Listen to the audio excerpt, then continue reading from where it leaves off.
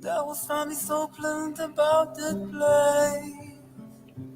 Even your emotion had an echo in so much space.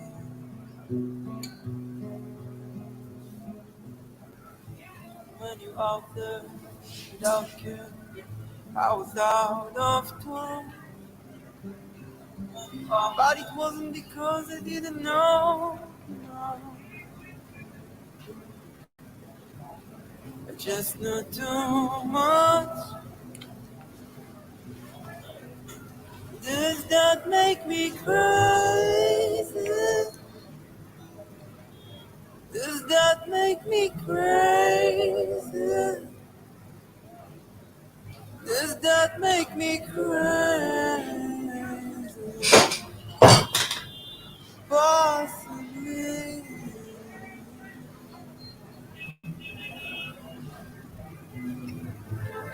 I hope that you're having the time of your life. Think one. Hey everybody, happy Friday. Guys, they tell you on these YouTube tutorials, Sam, welcome, I see you. Thank you, my friend. They tell you on the YouTube tutorials that when you go live, you literally have 3 seconds within which to grab your audience. If you miss that opportunity, people scroll past. That's what they say. But hey, this is Facebook, so you just got to roll with the punches. You do. Guys, let's talk about this. I think it's important for us to every once in a while sit down and have these real important conversations as a people, because if we don't talk about this, by goodness, who will? So the other day, I was watching former President Lungu. And before I finish that statement, let me just say, because I know some of you get concerned when people talk about the former head of state. Some of you have this idea that all of us are disrespectful. I have never, you can go through my record, you can look at all my posts, you can look at all of my articles. I have never disrespected the former head of state. I have been critical of him. I've been very critical of him, but I have never disrespected him. And I've never come on live television or live internet and insulted him in any way. I've never used profanity against the former head of state or anyone. I do not use profanity. I do not cuss. I don't use that type of language, only because I was told when I was younger, when I was much younger, my father used to say, a man swears because he doesn't know how to express himself. And that always stuck in my head. And from that day on, I've just made it a point and I teach the same thing to my kids. My wife and I, we tell the same thing to our children. You know, they don't use cuss words, or at least as far as we know, So we try to inculcate, what we were taught is what we taught our children.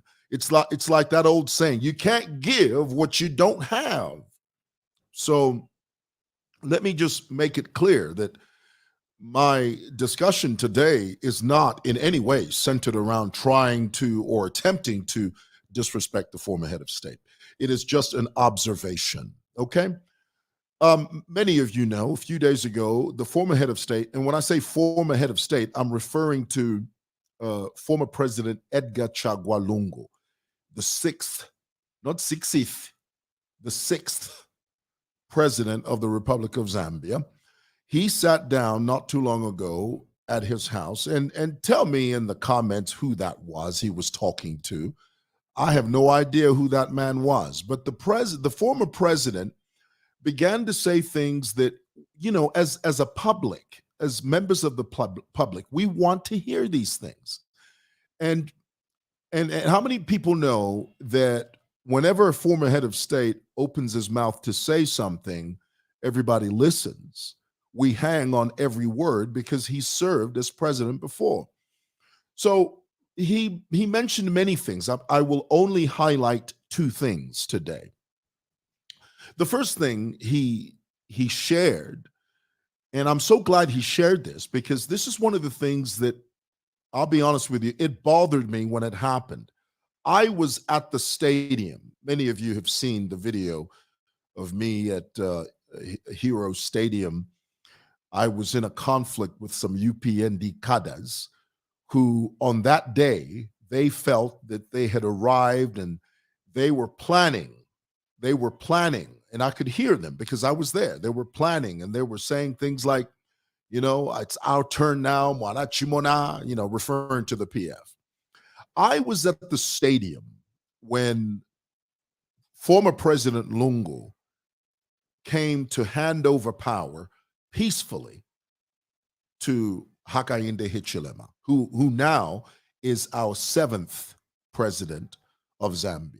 I was there. I was amongst the crowd. And I'll never forget the moment he drove in, there was a group, not everybody, it wasn't everybody, but it was noticeable. There was a group of young men and women in a section of the stadium that began to boo.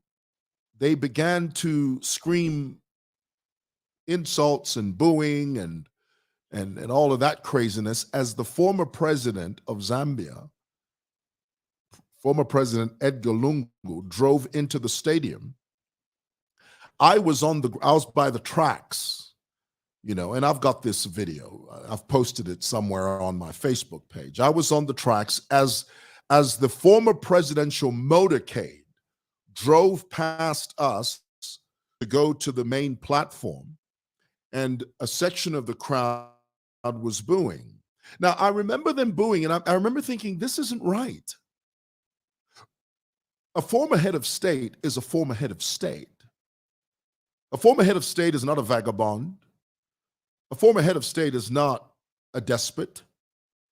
A former head of state is a former head of state. And our people need to be taught the art of respecting the former head of state. We can disagree with him. We can be critical of him. But there's nothing justifiable about booing and insulting, which is what part of the crowd was doing. And I remember watching him because I wasn't standing too far from where he was. When he came out of the car and part of the crowd was booing, do you remember what he did? Some of you that watched that live, some of you were watching it on television. I was physically there. I was on the ground. He wasn't too far from me. When he came out of the car, do you remember what he did? He shrugged his shoulders. Do you remember that? Tell me in the comments. I need to look at some of your comments here, and I need you to tell me, tell me in the affirmative if you remember that. Do you remember when he came out of the car and they started, a portion of the group, a part of the group started booing? Not everybody. It wasn't everybody. It wasn't the whole stadium. Okay. But when he came out of the car, his car, and he heard the booing, he shrugged his shoulders. Somebody says, I remember. And in that moment, I looked at his face and you could see he was hurt. It was painful. There is, the other day I was watching Ivanka Bianca, and bless her heart, she felt rejected because a DSTV channel snubbed her and chose somebody else. Now, imagine being booed and, in a sense, rejected on national television in an open audience full of people that voted against you. Imagine the psychological torment that must have caused him. Because let's not forget, these people, even though they are presidents for a season, even though they serve in the capacity of presidents, we must never forget they are human and they are susceptible to human feelings. The Word of God says, touched by the feelings of our infirmity. So when you see President Lungu, former President Lungu, shrug his shoulders, that was his way of fortifying himself and saying to himself, Kosa, you'll get through this. You're going to get through this. Yes, there's a few people in there, a few crazy people, a few disrespectful people in the crowd that don't know the mechanism of democracy. There are a few ignorant people in the crowd that think that they're champions now, but you have a duty. Duty calls for you to step up, square your shoulders, hold your head up high, and go over there and pass the baton onto your successor and do it with dignity. Very few of us would have done it that way. I doubt if most of the people that were booing, the people that were booing in the audience, I doubt that any of them would have handled such an open, blatant, disrespectful rejection in the way that former President Lungu handled it. And we must give him kudos for that. We must. It wasn't easy to get through that process, but he did it. And I applaud him for that. I do. And again, let me say, I've been critical of him in the past. The Kada thing has always bothered me because I've always felt the sting of the PF Kadarism. I felt the sting of it for many years because of my location here at Simoson City Market. I saw firsthand what the PF Kadas used to do, and it used to bother me. Okay, so on that point, from that aspect, I was very critical of former President Lungu. But when it came to the humanity, when it came to the dexterity and the ability of him to pass on the baton peacefully, and he showed up. I mean, that's the thing that nobody ever talks about. Former President Lungu showed up. There are some people who would never show up after having lost power. They would have never shown up. But duty called. Country first. Country first. It's got nothing to do with self-aggrandizement. It's got nothing to do with self-service. It has everything to do with country first. And I applaud him for that. Now, there's something else that he said, former President Lungu said, that I want to highlight. And the moment he said this, I knew exactly what he was talking about. And it's this. I'm going to throw it up here for you so that you and I are on the same page. Former President Lungu said, there are unscrupulous people out there that usually take advantage of the presidency by lying to people that they are well connected. This is something that I think every president struggles with, especially in Africa. In particular, Zambia. Anytime, and what former President Lungu was saying was that when the president gives a directive, there are people within the system that take advantage of that directive. And there are people that may not be in the system, but they have a proximity to the system that take advantage of this. I'll give you a very good example. And the only reason I bring him up is because I've said this before. This is the first Zambian I ever saw do this. And when he was doing it, I kept on thinking, what the hell, man? What are you doing?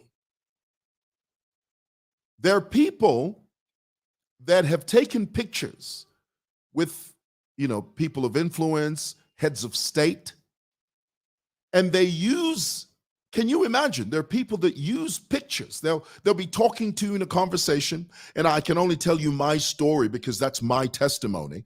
That's my experience. Like the old saying goes, you cannot argue with a man that has an experience. And I'm going to share with you my experience. A few years ago, I met this young man. I didn't know who he was. we were over at Miles Sampa's house. And, this young man walked up to me, very glib tongue, and he was talking a very big game. Do you know what it means when somebody says you talk a big game? People that talk a big game are people that talk big, even when it's not necessary. And then all of a sudden, we're engaged in a conversation. I'm trying to figure who this person is. I'm trying to figure him out because, I knew I'd never met him. I've never seen him. And then all of a sudden, the conversation changed, and he says to me, he says, "Do you know that I know President Lungu?" I said, "Really?" He said, "Yeah. Sometimes I go jogging with the president." I said, "Okay." He says, "I can show you pictures of him and I." Now, the moment he said this, I was thinking, all right, what part of this conversation has warranted you showing me a picture of you and President Lungu? This is what was going on in my head. By this time, I start thinking, maybe he's trying to show that he's well connected. I don't know. So the guy says to me, he says, "Yeah, I can show you, former President Lungu and I mean, at the time, Mr. Lungu was the president at the time. Okay, this was before the elections. So he shows me a picture of him standing with former President Lungu. And of course, when someone does that, you want to show them that, you're interested. You never want to tell them exactly what you think. I mean, in my mind, I was thinking, okay, so the president. So what does that mean? And then he just went into this long dissertation about how, he can get things done because he knows the president. The young man I'm talking about is that Chomba Kaoma. And I have to out him because, and I've said this before, I've never, he knows that I keep talking about this. Yes, Chomba. That's right. Mwaka. Somebody knows him. He was doing this. And then later on, I discovered that it wasn't so much that he's close to President Lungu. It was more like he was an opportunistic guy that knew someone that could give him access to the president. And he would make sure that he was where the president was, and then he would take the opportunity very quickly. "Mr. President, can I take a picture?" And then he takes a picture, and then he uses that picture as collateral. And this is what President Lungu meant when he said, and I'm going to throw it up here again so that you and I are on the same page. He says, "Unscrupulous people usually take advantage of the presidency by lying to people that they are well connected." Chomba Kaoma is not the only person that does it, but he's the first person I ever saw do it. And later on, I discovered that he was a con guy. He was just a con. And he used his proximity to power to take advantage of certain people. That's what President Lungu was talking about. And this is something that I think happens more often than not. People don't realize just how often this happens. And it is a vice. I tell you, I wish I could sit here and tell you the damage that this sort of thing causes. Because somebody walks up to you and they convince you that they are well connected to the head of state. And then they cause you all kinds of problems. This is the reason that when you are a president, of course, I'm not speaking from experience, but from an observatory point of view, and you know what I'm talking about. The lines of communication have to be clear. Unscrupulous people take advantage of ambiguity. They take advantage of the gray area. And this is why it's important, like I said, for the lines of communication to be clear, to be succinct, to be crystal. Because in Zambia, it is so easy to dupe people. Muzambia, na umona picture ine na bakateka. Ine na bakateka tulomfwana. So iwe ngolefwa ati fintu fyobe fibombe. Ine walampela kufika ka 50 pin. Oh, so you know the president. Hey, ndalanda nabo. In fact, I had lunch with him last night. I had dinner with him last night. And that's one of the things Chomba said to me. He said, I was with the president last week. I was with him. And the whole time he was talking, I'm thinking, so what? So we have to be careful. Be weary. And this is my warning to you. Be weary, be careful, be cautious. The word weary means cautious. Be cautious, be careful. Consider it a red flag when someone starts just talking about his proximity to power. I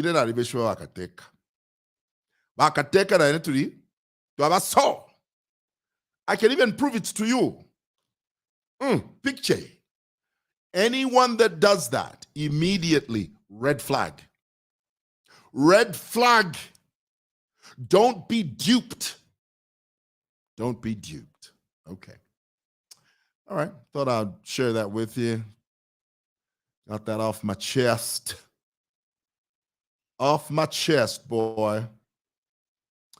Yeah, somebody here says, Tambala, that's true. Somebody says, if I was a president, I would instantly appoint you as... Oh, okay. Well, I don't know about that. Bless you. That's very kind of you to say. Okay, I know, this is a testimony. I know someone who used to show me messages between him and ECL. Oh, that's another one. Peter Lungu. Whenever president writing to me a message. And then there are other, you know who used, I won't mention his name, but there was a guy, because Vasata was very careless when it came to this sort of thing. There's someone I knew that used to cause us huge problems. I won't mention his name. You probably even know him. But he was in the habit, this was when our President Sata was alive. Guy Vasata, when he was president, Vasata used to just call anyone. Tabakwete filters Vasata. Pantu Vasata kutuba bakutumina phone from nowhere. And this person used to take advantage of it. Whenever President Sato would call him. Now, remember, this was not when President Sato was a member of the opposition. No. This was when Sato was president. He was serving as president. I won't mention his name. And then he would put Vasat on loudspeaker. Oh, loudspeaker.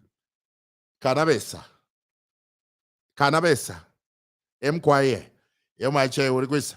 Yomkwaye ni mutaun. Iwe therefore wisa kuchiteni wangu fyanye. Mkwaye na raisa mkwaye bakateka ye. There are people like that. It's the most amazing thing. Anyway, all right. Well, hey, guys. Maxwell. Hey, Max. There's my dear friend, Max. Hey, Max. Good to see you, man. All righty. Well, hey, guys. I thought I'd share that with you. God bless you. Thank you for watching. Have a wonderful weekend.